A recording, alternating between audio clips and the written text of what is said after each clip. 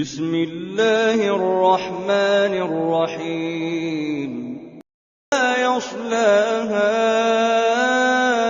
إلا الأشقى الذي كذب وتولى وسيجنبها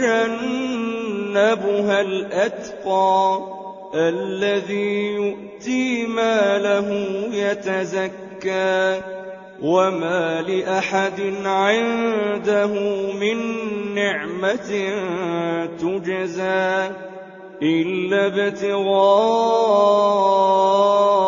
وجه ربه الأعلى ولسوف يرضى.